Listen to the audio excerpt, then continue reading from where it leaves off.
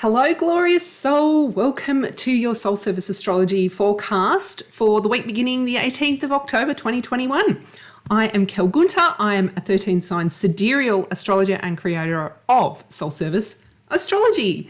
What is Soul Service Astrology? Soul Service Astrology is a technique using 13-sign sidereal astrology, which I'll explain in a minute, to understand yourself deeply so that you can take personal responsibility for your challenges and all your weaknesses, lean into your gifts and strengths, use those challenges and weaknesses as part of your super powerful toolkit so that you can tap into your highest purpose this lifetime, come back into connection with your ecological self, serve yourself so that you can serve others. My purpose is to transform you to soul service.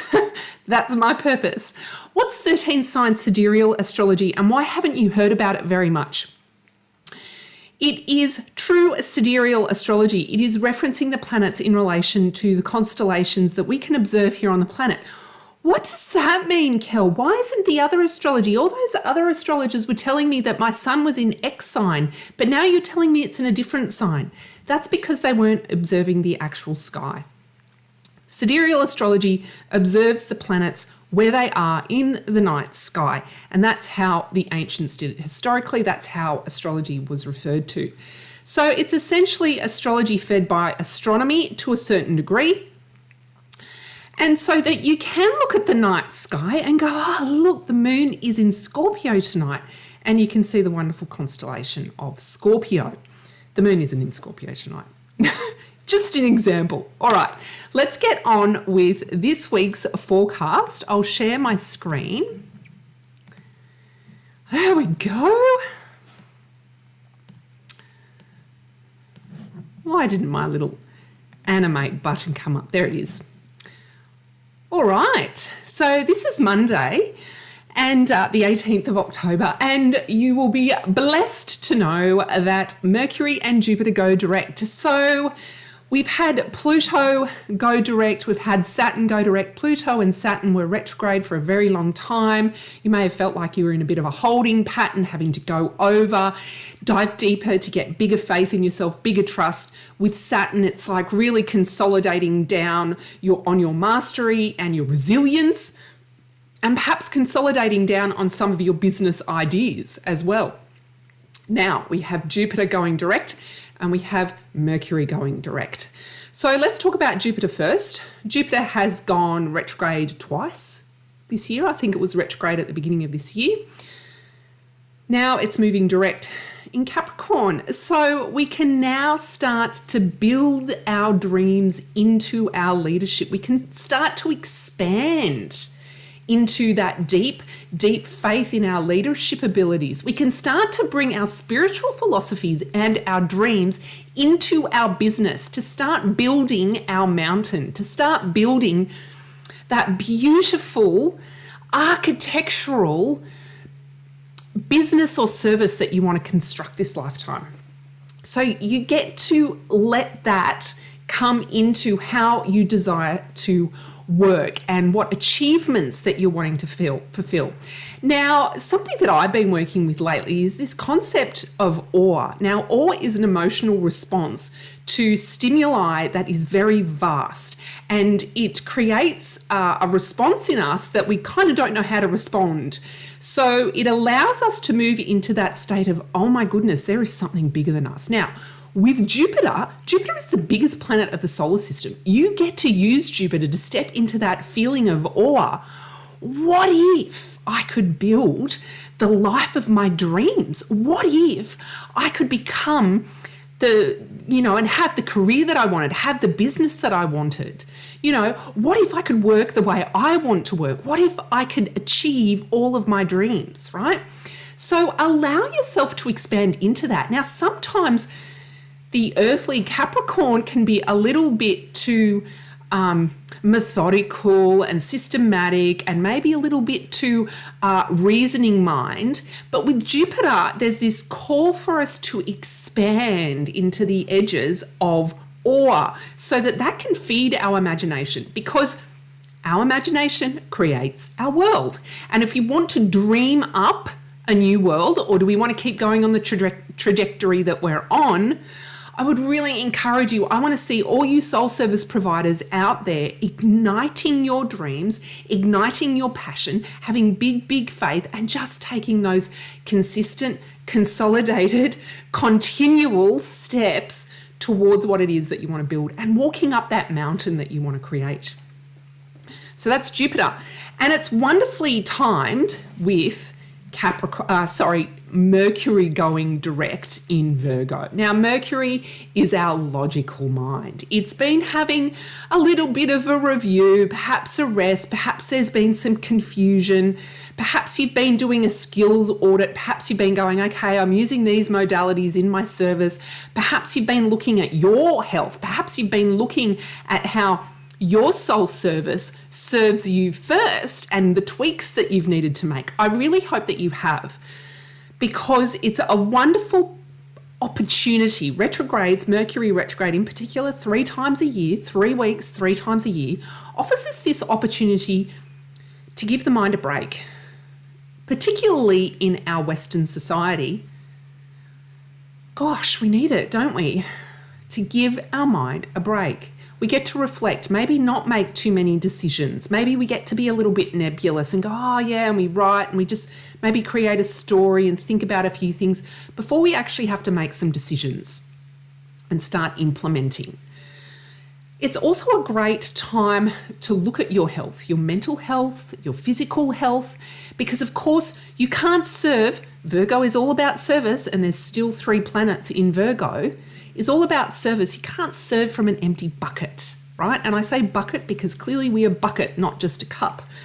So with Jupiter down here kicking off and trining some of our Sun energy and the Mars energy, there is this real drive to start bringing our creativity into our service, to start acting, to start focusing, to start doing.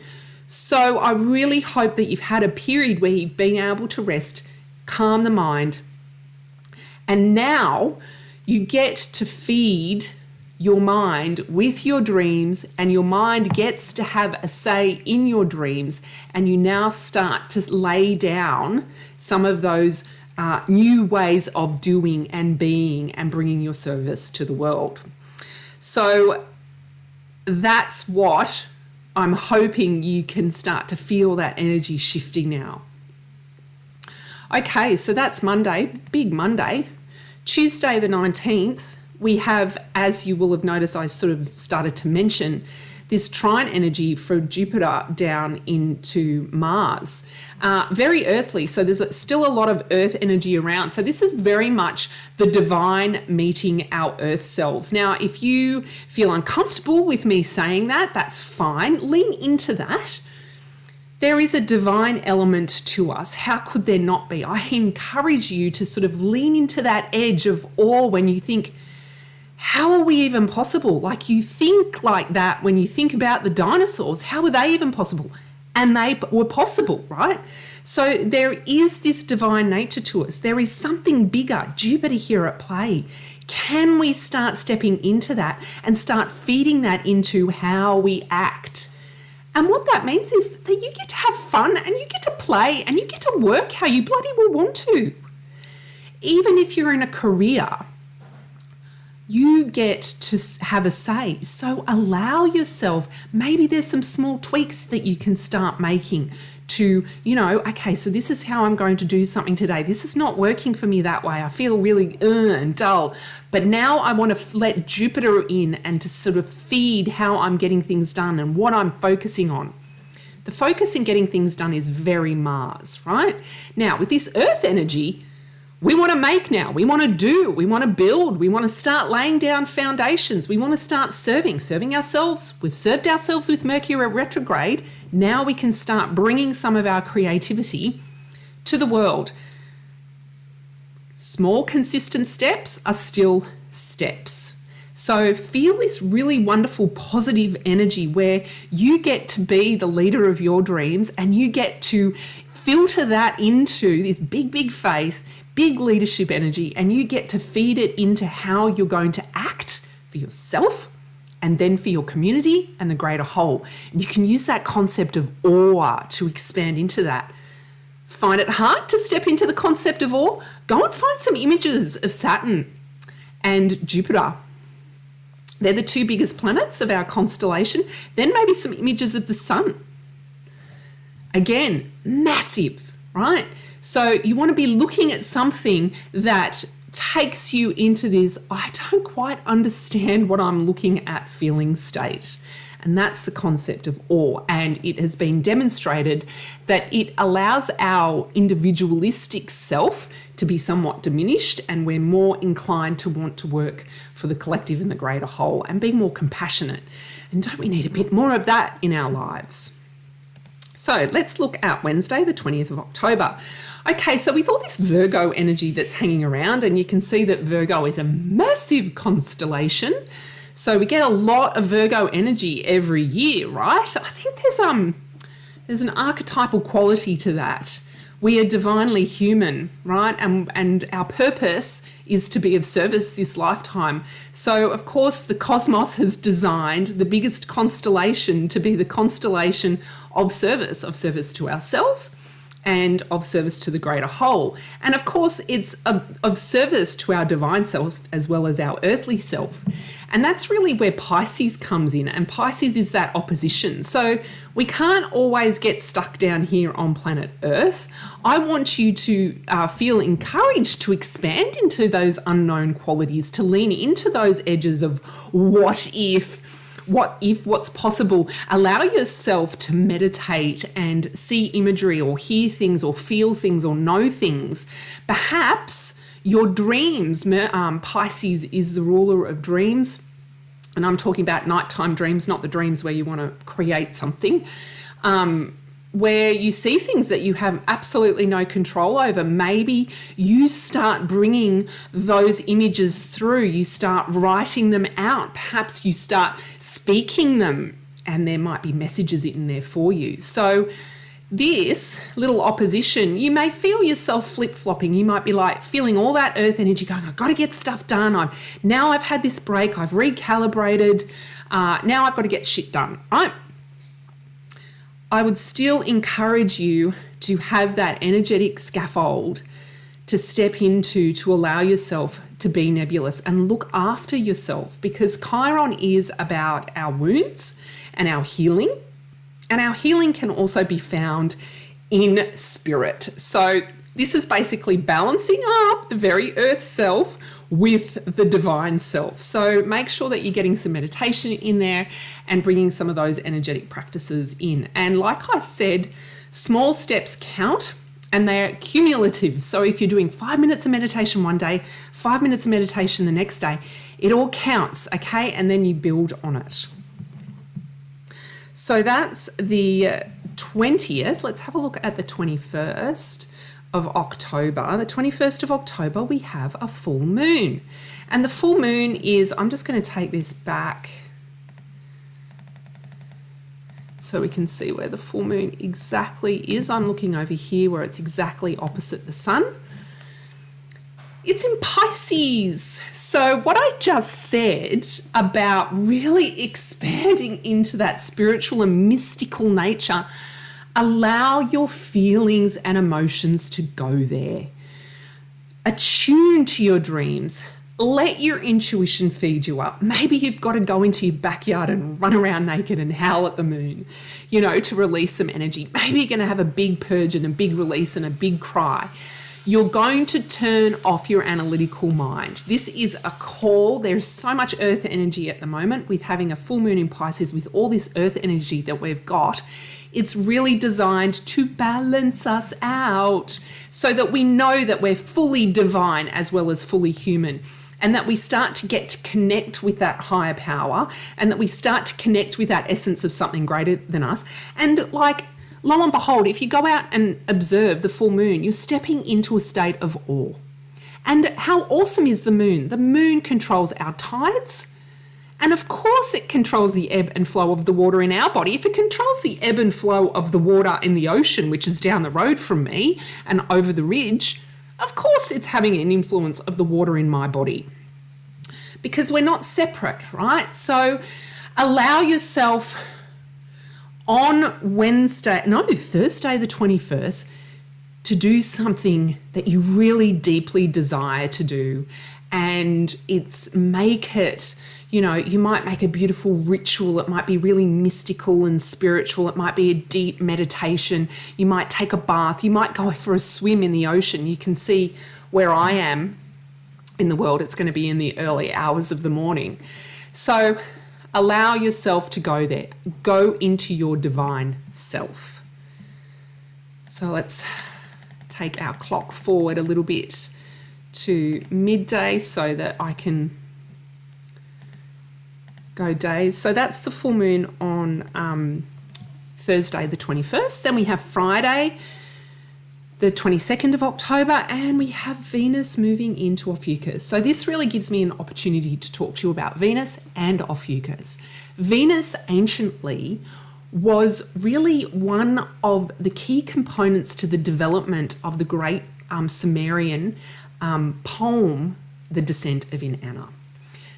Deeply summarized, Venus, or Inanna, went to the underworld to rescue her sister.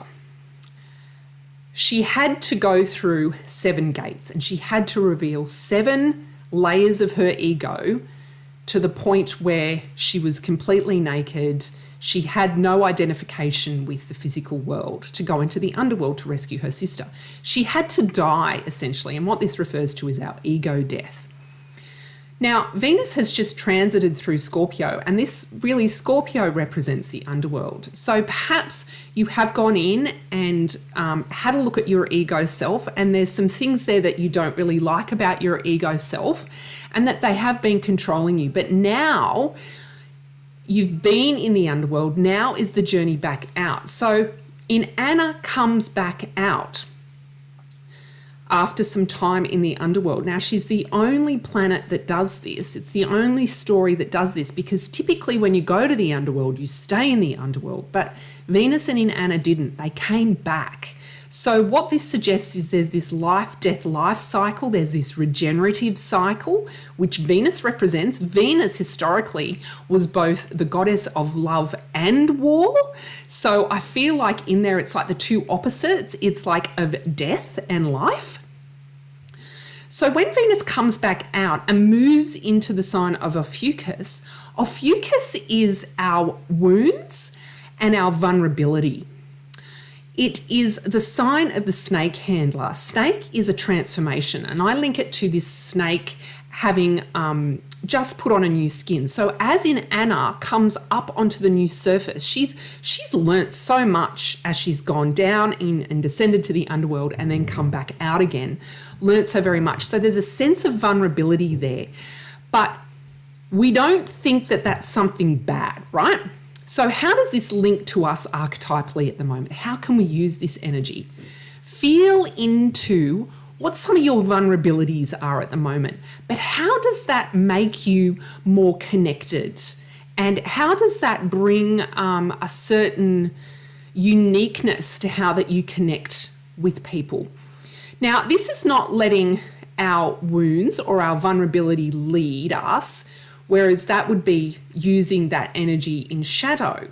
It's informed us. So we take what we've learnt from the underworld, we take what we've learnt from having our limiting beliefs or fears revealed to us and made conscious, and now perhaps we've shifted them and we come out on shaky ground, we come out on shaky feet because we've got to try and do things a different way, a way that we didn't expect.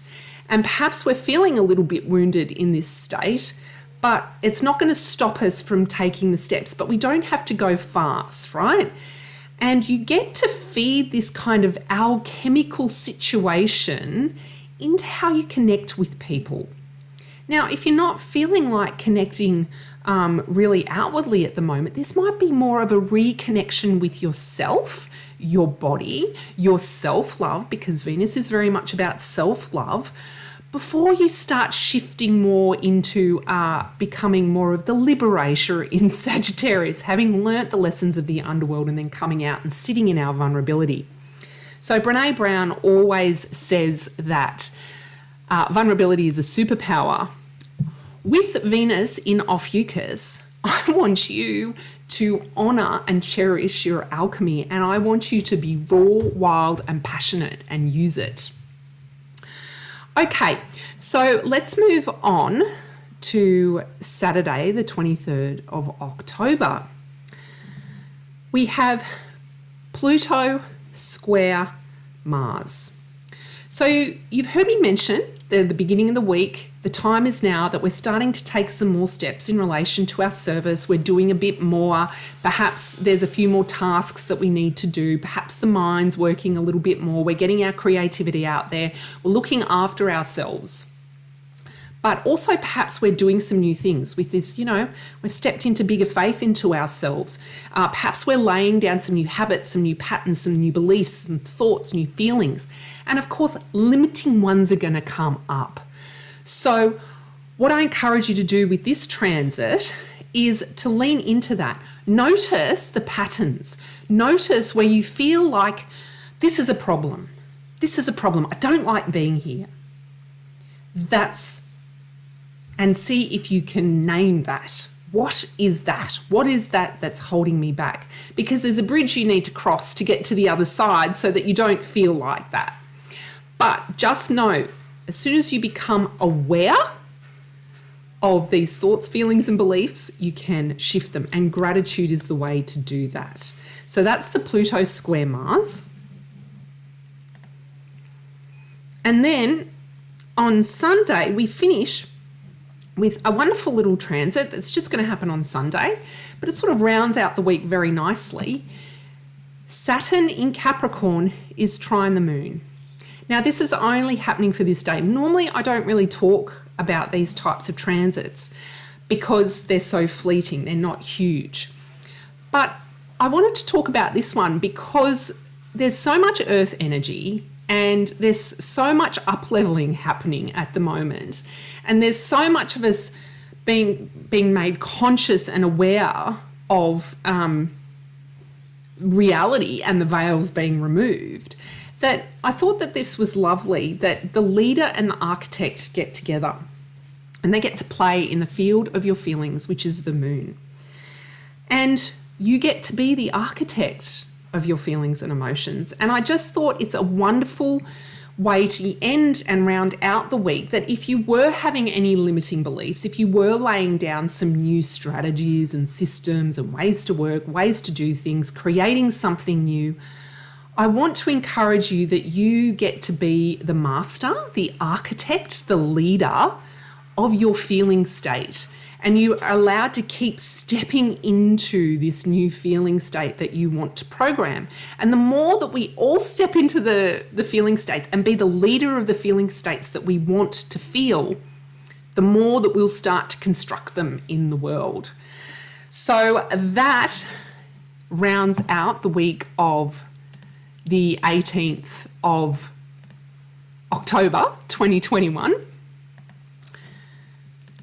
I hope you've enjoyed that weekly forecast. If you want to hang out with me a little bit more, I do have a free Facebook group called Sidereal Stars with Kel. You can find the link below for that. I am also a guided journey facilitator on Insight Time. I have a few meditations on there and I'll be putting some more up. So go and follow me there and enjoy some of my guided meditations. It's one of the things that I truly love doing. And the link for that is also at kellygunter.com. So have a glorious week and I'll see you next week. Bye.